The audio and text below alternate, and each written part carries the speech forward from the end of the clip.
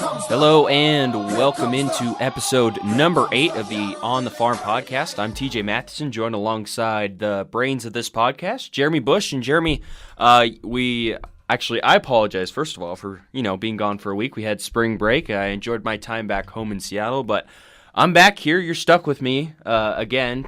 Shout out to Josh Zacklis for stepping in and doing a good job in place of me. But here I am. I'm back, ready to talk some more baseball. 15 days till opening day. That is quite a statement. I'm so excited. It's going to be a great season this year in baseball. We're going to get started right now. Just delve right in. TJ, missed you, buddy. Glad to have you back. But we are going to delve right into the NL East breakdowns. And this might be the most fun breakdown because just the overall quantity of prospects and, just the best set of 5 farm systems maybe in baseball resides in the NL East. What do you think? I would say yes. I think the Nationals might have dropped off closer to the 15, maybe bottom 15, but the other 4 teams in the Marlins, Braves, Phillies, and the Mets. And the Mets. Oh, the Mets too. But 3 of those teams are top 5, if not top 3 farm systems, and it's absolutely awesome to see that teams have really got in the mentality of, you don't just have to go buy 30-year-old veterans in free agency. There is another alternative. There is growing players, there's development, and it's good to see that is a big part of some systems. So, TJ, do you have a guy for the Braves? I do, yeah. Braves, I believe, Jeremy, if you're right, ranked number 2 in the MLB pipeline farm systems this year. I know everyone wants to immediately look at Ronald Acuna, Kyle Wright, but I'm going to go to their number 4 prospect, Luis Gohara. So the reason I know Luis Gohara, he was in the Mariners system. He was traded for, I can't exactly remember, but he's a late bloomer. So he was actually in the Mariners rookie league, the Everett Aqua Sox, the rookie short league team up in Everett, Washington for the Mariners for 3 straight seasons in 2014, 2015, and 2016. Then he gets traded to the Braves during the offseason. He really struggled with the... So it was actually, all right, that's what I was thinking. It was for Malik Smith and Shea Simmons. Neither of them are Mariners, along with the guy they traded those 2 for are anymore. So Mariners, shout out. What a great trade that was. But he was doing well in Everett. He went in 2016 with the Mariners. Everett and Clinton had a 1.76 ERA in Everett and a 1.82 ERA in Clinton. But he wasn't very high up on the Mariners farm system. Not a great farm system, by the way, up there in Seattle. So then he gets traded for Shea Simmons, Malik Smith, and all of a sudden he's the number 4 prospect on the number 2 system in baseball. He saw some brief time in the major leagues last year, a 4.91 ERA, 1-3 record, 29 1/3 innings pitched, 32 hits, 17 runs allowed. He did have a decent strikeout to walk ratio of only 31-8. So all the tools are there, but I'm actually excited to see he throws gas from the left side. And I know teams value that as a premium nowadays. There's not that many lefties in baseball that can do that. And Gohara is one of them. He'll be one to watch for the Braves. I'm going to go with another pitcher in the Brave system. This is one of few organizations in baseball that just has such great depth, and one guy that I think kind of gets lost in the hype over Kyle Wright and even Max Fried, Mike Soroka, actually from Calgary, Canada, so just north of the border. He's 6'5", 225. He's a right-handed pitcher, was drafted first round, 28th overall in 2015. His fastball grades out at a 60, with a 55 slider, 55 changeup, and a 60 control, which is very, very nice to see in your number 3 prospect, especially as a pitcher. This past year in Double-A, he was 11-8 with a 2.75 ERA through 26 games, had 125 strikeouts and only 34 walks. He only gave up 10 home runs. So I think that he can make a big impact. If it's not to start the year, this year in 15 days now, I think he can be up by mid-season. He is just a specimen to watch. I was lucky enough to watch him when he was in Florida. But, yeah, I see him being a long career. I think in this Rotation, probably closer to a 3 because I think Newcomb is very, very nice. And I think if they're going to go contend for a championship, they will get an older veteran. But he can be an amazing 3 on this team and absolutely carry them to a potential championship in the next, I don't want to get too crazy, but probably 5 years, they'll be contending to a point of NL championship. Just too much talent in that farm system. You mentioned the depth, Jeremy. Any one of their 1 through maybe 10 guys in their farm system could be a number 1 in like the bottom 5 farm systems in the major leagues. So it's quite impressive to watch the Atlanta Braves do their thing. Them and the White Sox putting on an absolute clinic on how to properly, and the Yankees. Sorry, Jeremy, I'm not going to leave the Yankees out. All 3 of those teams have done a spectacular job showing just how to rebuild. I want to move on to the team up in Queens, New York. Their number 2 prospect I want to highlight, David Peterson, a guy I wanted the Seattle Mariners to take out of the University of Oregon, desperately needing a starting pitcher, but he ended up going to New York. He was decent in college. I thought he had better stats than I remember, but last year as a junior, only 74, I believe he was actually a sophomore. My bad. But 74 innings pitched, only a 3.63 ERA. Not a huge strikeout guy, only 61 strikeouts in 74 innings pitched. Arguably, he pitched more his freshman year, 82 innings and 81 strikeouts in there. But he did have a 4.39 ERA. But the physical properties he has, the intangibles he has, 6'6", 240 from the left side was what tempted the Mets so much. They picked him up at 20th overall. His ETA is still pretty far away at 2020. He is only 22, so I think he will. I think he'll make an impact when he gets to the major leagues, but he's got a long way to go. I'm going to go to the other side of the plate here and go with a first baseman. Well, not other side of the plate, but first baseman nonetheless. Peter Alonso finally getting some recognition in this Mets farm system that's kind of depleted over the past couple of years. He was in High A with Port St. Lucie and then in Binghamton Double A in 2017. Combined for a 289 average, 311 while in Double A, and he blew people away with his power in High A. He had 16 home runs, 58 RBIs, walked 25 times, even stole 3 bases. But he was a second-round pick in 2016 by the Mets. He grades at a 50 hit and a 55 power and a 50 arm, which is great to see from a first baseman. I don't think he could be up this year because of the fact that Dominic Smith is still the front runner for that first base job. And, of course, they signed Adrian Gonzalez for, I guess, mentorship. I don't know.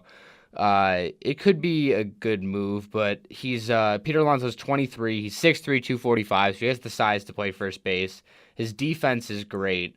He went to Florida. I think that if he just keeps working and keeps producing like he has, the Mets will eventually have to look if Dominic Smith is really the answer at first base, and I think Peter Alonso might be able to either switch to the other side of the diamond and go to third, or potentially take over for Dominic Smith. It could be very, very interesting. Moving on to the Marlins system. TJ, you have someone?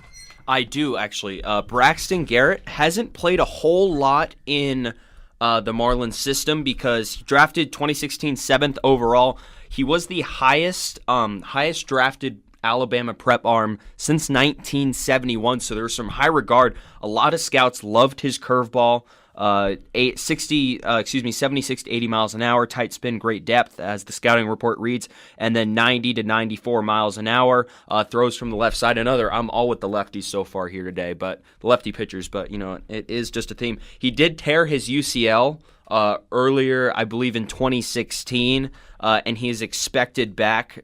Last year he worked a little bit, 4 games, he started all of them, 15 and a third innings pitched, and 16 strikeouts in those 15 and a third innings, only allowed a 220 average in those 15 innings, and he is expected back in the 2018 season. So, although his ETA is 2021, so I don't think the Marlins are in much of a rush for him because they have acknowledged that they're rebuilding as well. So, Braxton Garrett's going to get time to make that curveball better and come out as a more complete player. But yeah, Braxton Garrett ranks number 5 in the Marlins system. So I'm going to start off by just talking about the Marlins system as a whole. I was one of the few fans of all the moves that they made over the offseason. I think that... It's because you're a Yankees fan and love Derek Jeter, Jeremy? No, it doesn't have anything to do with my fandom. It's more the idea that I just think that with that current team, they wouldn't have enough money to afford the pitching that would have made up for the, I guess, lack of, compared to that power-hating outfield of Yelich, Ozuna, and Stanton, along with D. Gordon. And I feel like if they kept that team, they would have probably contended for 3 or 4 years. D. Gordon would have gotten too old and either left or been cut. I just don't think there was longevity to that success that was shown last season. And obviously with a new regime, they kind of like to take over and make it their players. And I think that's exactly what the Marlins organization did. I'm going to highlight a guy that I see rising in this system. At first, Riley Mahan.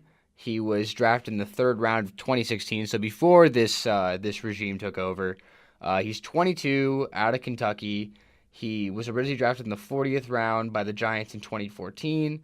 He decided not to go then, and I think it was great for him.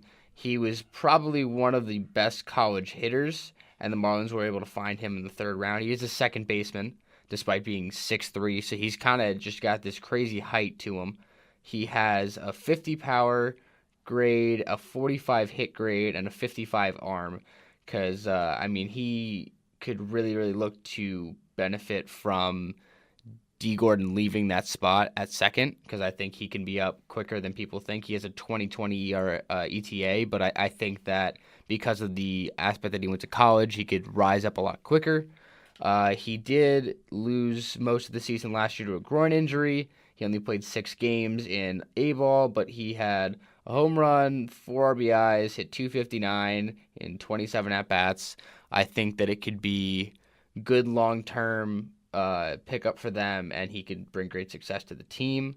And then just like my big guy that I want to focus on is Monte Harrison. I've loved him since he was a Brewer.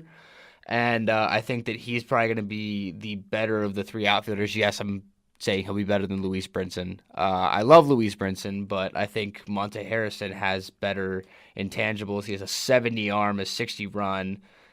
His only issue is just his hit for contact because he's a 55 power. There's nothing under 50 on his grades than that, and I think that he could be a great player long term. So moving on to the Nationals. So I'm going to highlight a guy who actually hasn't played a whole lot in the past year, whether it be in college or in the major league. Seth Romero was an absolute stud. There's some recent news. I'm going to touch on his college career first. Seth Romero out of the University of Houston. He was a stud there. Like I'm not lying. 1.94 ERA as a freshman. 7-4 record. 22 games. He started 83 innings, and he struck out 92. And then his sophomore season, this is sophomore season, yes. I'm saying too much. 2.29 ERA, 15 games, 13 starts, 94 innings, 113 strikeouts. This is what really put him on the map. There's some problems with him, though. He had to... I believe he was kicked off the team. He either was kicked off the team or he left school at Houston. That didn't stop him from going to the Nationals at 25 overall. And there's, like I said, there's some news came out recently that they sent him home from spring training due to violating team rules. Now, in minor league camp, you don't see, usually some MLB teams, especially for your first rounders, and teams in general will make exceptions for their first round picks, but Seth Romero didn't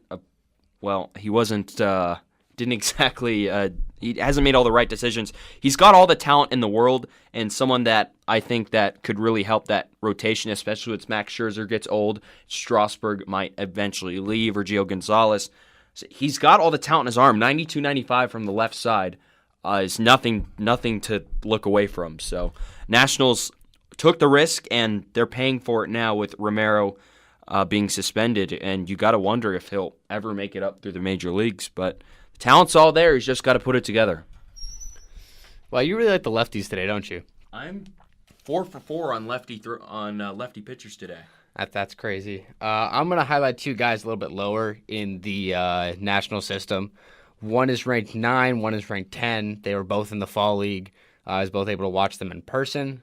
First one being Daniel Johnson. He is a little undersized. He's 5'10", 185. He's an outfielder. He was taken in the 5th round of 2016. He transferred from Northeast Oklahoma A&M to New Mexico State. In college, he was named the WAC Conference Player of the Year after hitting .382 with 12 home runs and 29 RBIs in his second year at New Mexico. And then he got drafted by the Nationals, and his production didn't stop there. He hit .300 in A-ball in Hagerton, and then in Potomac, which is high A, he hit .294, so a .298 average between those two leagues. He had 22 home runs total, 17 of those in A-ball, and he had a total of 72 RBIs. He had 22 stolen bases, just a great year, what you want to see out of a later round pick, especially in baseball. You kind of, it's expected that you hit on your first and most of the time your second round pick, but when you can hit on a 5th round pick like this is a big step in a right direction for the Nationals long term, especially with their farm system, most of those guys already being up on their major league club or part of trades for acquisitions that they have looked to long term. He has a 65 arm and a 60 run and a 55 fielding. So all of his defensive metrics or base running ability is definitely there. I think that he might be able to, as I think Bryce Harper will leave in the offseason coming up, be able to come in and fill that role until they find their next stud, or maybe he does turn into their next big guy. I'm not saying he will be the next Bryce Harper. I just think he'll be a great contributor to the team. The second guy being Kelvin Gutierrez. He was signed April 10th of 2013 by the Nationals. He's a third baseman, 23 years old. His ETA is actually 2019, so next season. I know that obviously Anthony Rendon is kind of solidified in that third base role, but he is off injured sometimes, and he is getting older. So a guy that I think can potentially replace him or just platoon with him, another guy in the fall league, he hit .288. He had 3 stolen bases as a guy that does not really have the greatest run ability. He hit 2 home runs, 16 RBIs. His on-base percentage was .347, and I think that he may not be able to wow you with his power, but he hits for well above average, and he can be a great contributor. The power come later. He's only 216 pounds, 6'3" at 23 years old. He can bulk up whenever he wants to. I think the coaches will obviously help him do that when he hits that point, but I think if he can get his raw power by put on that weight or different swing, or maybe his launch angle might need to be affected in some way, I think that he can definitely make an impact on this team long term. So now we're going to go to the last of the 5 NL East teams. Now, I'm 5 for 5 on lefties today, including this. This time I'm picking a bat. Mickey Moniak, you might remember his name. Number 5 prospect in the Phillies organization. Former number 1 overall pick in 2016. He had a strong start to last season in the South Atlantic League, but he then faltered down the stretch. So his full stats for last season, 123 games, did record 466 at-bats, only a .236 average, though, a .284 on-base percentage, and a .341 slugging percentage. And he had not a great second half, as I mentioned, and last season, and that what this blurb says on MLB.com, wondering that possibly putting his prospect status in jeopardy. So we're going to have to see Moniak. It's always tough coming right out of high school and trying to make the jump from high school to the pros. Some guys make it look easy, some don't, and for this case, this is one that makes it look not so easy. Moniak still has an ETA of 2020. He's got a little bit way to go. He is only 19, though, so he's still got time. 6'2", 185, and like I said, a good left-handed bat out of high school, which is why the Phillies took him, and just someone that you would like to see succeed. Obviously, the number 1 overall pick, not all of them work out. Moniak trying to shed that, though, and possibly be one that does succeed. I just find it really crazy. This Phillies farm system, trying to pick one guy out of absolutely stacked farm system is a very, very difficult thing. Obviously, you want to highlight a lot of their guys because I would probably say the top 15 in their farm system could all be potential top 10, if not top 5 prospects in other systems. I'm actually going to go for their number 8 prospect, Jalen Ortiz. He was with Williamsport, the Crosscutters, which is short A ball. He's an outfielder. He's 19 years old, 6'3", 215. He was signed in July of 2015 by the Phillies, so he's been in the system for 2 years now. And he got paid $4 million. And normally you see some of these international contracts, $100,000. I don't know, maybe. So I think one guy got paid $10,000, which is kind of crazy. But he got paid. Welcome to life in the minor leagues. He got paid $4 million, so something must be going right with him. He has a 50 hit grade, a 60 power grade. He kind of seems. I don't want to make crazy comparisons, but Nelson Cruz-esque, where in Nelson's younger days he was really, really good in the field, very athletic, but I think at the same way, Not great at the plate. Yeah, but I think that kind of comp is not bad. He was very, very good with the Rangers when he was there. Mm-hmm. Yeah. So I think Jalen could become that. Through 47 games in Williamsport, he hit 8 home runs, 30 RBIs, walked 18 times, had an average of 302, basically a 400 on base percentage, a 961 OPS. I mean, he's already hitting above average. I know it's short season A ball and it's not going to mean a whole lot, but that he's, I don't want to say dominating, but very, very good against this kind of competition makes you happy for the future. His ETA is 2021, so he has plenty of time to grow. He is only 19, and I think the ceiling is very, very bright for Jalen Ortiz. So that will wrap up our breakdown of the NL East top 30s, the Phillies, Mets, Nats, Marlins, and Braves. Yes, I got all 5 of them right. It's almost a season, I should know. So moving on, Jeremy, we're going to touch on a bit. Luis Robert and Nick Delomosio both got injured since last episode. Yeah, I was actually at the SABR Conference, is the analytics conference. We'll touch on that in a little bit. But Chris Getz, their director of player development, there was a point where he was talking, and I had just gotten the alert on my phone that Luis Robert was going to be out 10 weeks. And he kind of paused while he was speaking and just kind of, oh yeah, right. And then he got back to his point. And it was mostly because he saw this. Luis Robert was just starting to kind of get the bat to the ball in a sense, where he was starting to hit. He was starting to really produce in spring training. Yeah, spring training, but just the idea of getting that confidence up. He will be out 10 weeks with a sprained ligament in his left thumb. What's crazy is he'll have his hand immobilized for 6 weeks in a cast, and he actually hurt it while sliding into second base in a game against the Reds. The White Sox signed Robert for $26 million as a signing bonus, and he was ranked the number 46 prospect in baseball. He was supposed to start the year in Class A ball, but obviously this will hold him out a lot longer. He, last year in the Dominican Summer League, hit .310 through 28 games. He ended up belting a grand slam in the spring training game either before that or 2 games before that. But to see something like this happen to a guy with such promise going into his career, it definitely does not look good for them. Nicky Delmonico also had a slight injury with his left shoulder.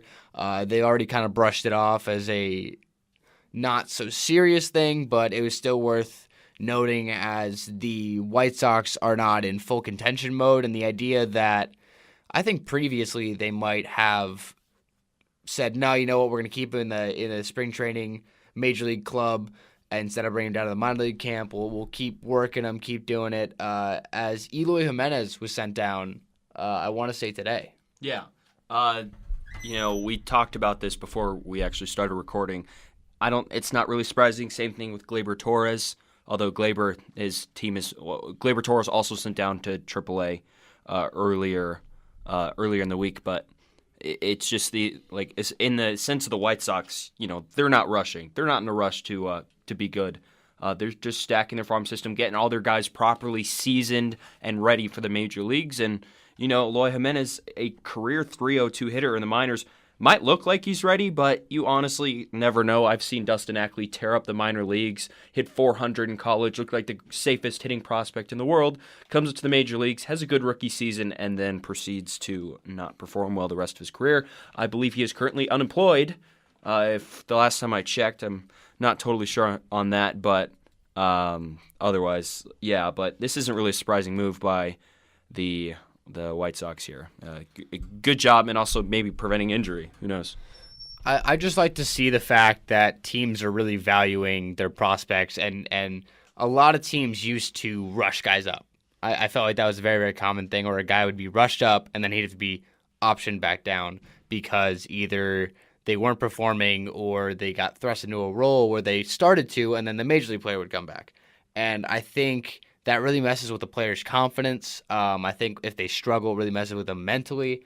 So the idea that teams are really taking the initiative, especially with the Yankees having signed Neil Walker just as an insurance policy. I mean, he's $5 million is nothing, but the idea that Glaber he was only hitting 160 in spring training, so I mean, just kind of getting him back from that surgery he had. He had a torn UCL from sliding in a home last year on his non-throwing arm. I mean, it's his non-throwing arm, but it's still something that could cause him some trouble if he continued to play at the major league level. So give him some time in AAA. He doesn't have to wait. They can do that service time thing that most minor league clubs or major league clubs love doing with their minor league players, their top guys.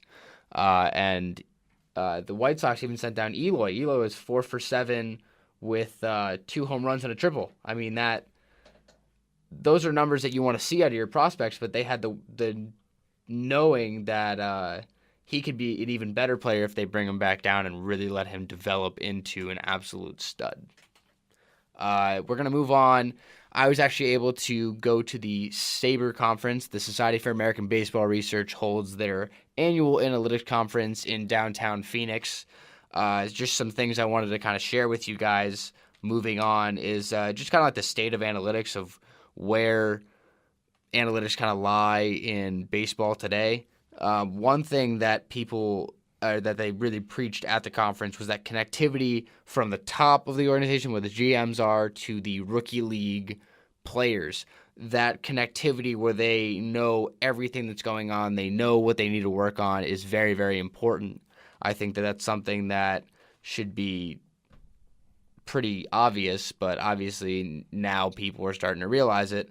And then just the idea that obviously there are a lot more international players in baseball today, so having people in the clubhouse, similar to how Alex Bregman was able to connect with Carlos Correa and Jose Altuve and Yuli Gurriel, a lot of those guys where they spoke Spanish, Bregman actually picked up some Spanish and was able to connect the locker room in a sense where it didn't feel like it was the international players versus the American players. It was very connected.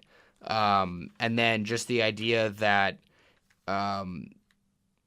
in the minor leagues, there was a player development panel. They had a thought where right now in the minors, everybody's just trying to find starting pitching. Starting pitching is one of those things that you don't want to trade all your players for, and you don't want to go out and sign somebody big. So if you can grow someone, even if they have some kind of short burst, similar to how Chad Green is for the Yankees, using a lot of Yankee analogies here, but it's the best comp right now.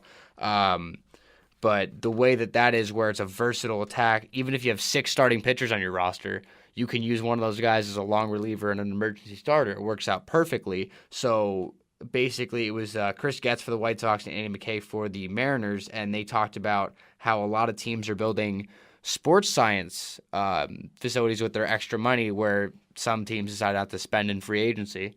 But a lot of those are pertaining to the mental side of when players get drafted or signed and are moved out of their home states and even sometimes home countries, how they are affected and what they would need to be translated well into the minor and major leagues. Wow, that's some quality stuff there. And having the importance of the sports science, the analytics, it's just how baseball is evolving. We're seeing now launch angle, exit velocity, etc., and then more stuff just understanding how your body works, the health, trying to stay healthier. And well, as you mentioned, mindsets, always important for minor leagues because being in the minor leagues, it's tough. You're not always getting paid a lot of money, long bus rides, not so great stadiums, sometimes you get a lot of fans, sometimes you don't. It can be a rough experience for people, and it's such a grind to get to the major leagues that these things, they all help the minor leaguers get to their ultimate goal, which would be the major leagues. And then something else I just want to touch on, TJ, you're absolutely right there. It's also kind of how AA has become I don't want to say like the immediate transport to the major leagues, but a lot of the top prospects are being called up from AA. I mean, obviously some teams still want them passing through AAA. Gleyber Torres, I think Robles is still, the Nationals want him to try to go through through AAA if they can help it. But I mean, if he keeps showing out the way he is, I don't think that'll happen. But the idea that AA is now the pipeline to the majors, and AAA is more of the guys that can be, if an injury comes up, they can pop up for a few games, pop back down. Kind of either older major leaguers or some younger guys that haven't completely found everything and they just need a little bit more work, some fine-tuning, I think is where AAA is headed. That was kind of an interesting point. And then just the last thing, they had a technology panel. This is probably the craziest thing I've heard. They have a VR system now, Monsterful VR. Jarrett Sims, who's the son of one of the Mariners broadcasters, actually, he went after and tried to figure out a way for players to try to practice and go through swing motions without just – because when you're swinging in the cage, your obliques are just getting destroyed because you're constantly using that torque motion, let's just say a couple hundred times, and no player should ever be doing that a couple hundred times. What you should be doing is just kind of getting the motion down, but when you're constantly doing that, that's why a lot of players have been getting oblique injuries recently in the last couple of years, is because they're just constantly invoking that torque on one side, and the other side is perfectly fine. It hasn't been used as much. And this technology, players would actually put on these goggles, and let's say, I don't know, Corey Seager struck out against Madison Bumgarner in an at-bat on opening day. He could go back to that at-bat. Let's say he struck out on a four-seam fastball in the top left corner. He can go back to that exact moment, and he can be back in exactly where he was, go through that swing, and the sensor will tell him if he was behind, if he was ahead, and he can practice that without actually having to use a bat in his hands. Obviously, he would need to in long-term situations, but the idea that you can practice without actually exerting as much force, this works for pitchers. They're also bringing this to college hitters, college pitchers, draft prospects, even guys in high school and middle school, because people are already tearing their UCLs, getting Tommy John at 15, 14, and the idea of potentially preventing all of that was just so interesting to me, and I think that's a great way that the game is improving, because no one should ever have to go through that kind of traumatic surgery at 13 or 14 years old. Yeah, and technology, this is when we like, as people, have to use technology to better sports, and especially looking out for player safety. A lot of leagues, I mean, baseball may be the easiest one to prevent injuries in because it's generally a non-contact sport. So all these injuries really, it's about good preventing these injuries is about good mechanics and taking good care of yourself generally. So this VR, it could be incredibly helpful. I don't know how, I still think a lot of repetitions at the cage is good for players, despite it being injury. There's as you can put on VR goggles as much as you can. You don't hit Major League pitching by putting on VR goggles. You hit Major League pitching by getting in the cage, facing live pitching, and facing Major League pitching and hitting. So we'll see. It'll help. I'm not sure how much. I'm maybe a little tiny bit skeptical of that, but I like the idea behind it. So, TJ, when I said the idea of it's not as much replacing it, it's just there are guys that'll sit in there, and actually had Chris Dickerson, a former Major League player, played with the Brewers, the Reds, the Yankees, and he came in. He's actually part of the group behind Monsterful VR, and he basically said guys are taking 500 swings. That's a lot. That's way too many. And if it was down to like maybe you take 100 swings in the cage, then you go do this. It's almost like a replacement for film. It's basically a different way of using film. Same thing with pop time. Like, I know they said they went to Francisco Cervelli and they let him try it out, and where he's putting these on from behind the plate and throwing someone out at second. The pop time, because he's had shoulder issues in the past, and he said it helped him. It's not as much replacing, it's more just another alternative to just overexerting yourself as an athlete, because at the end of the day, everybody wants to play for a long time. And the way to play for a long time is by just keeping your body as good as you can keep it health-wise. So I think it could be a very, very good development in the future. So I believe that's going to wrap it up for us on this episode number 8 of the On the Farm podcast. You, of course, can go follow us on Twitter at On the Farm Show. And then we now do have a YouTube channel where all these podcasts are, as long as our SoundCloud page. I'll check those out on our Twitter page. It's actually our pinned tweet, so be sure to go check it out. Hit us with a follow on Twitter, so you'll find us scattered throughout the On the Farm podcast Twitter, so be sure to do that. With that, for myself, T.J. Mathewson, and Jeremy Buch, we thank you all for listening to this week's episode, and be sure to not miss episode 4 next week. In it to win it, I'm all in. I might call you my cuz, young blood, but we ain't kin.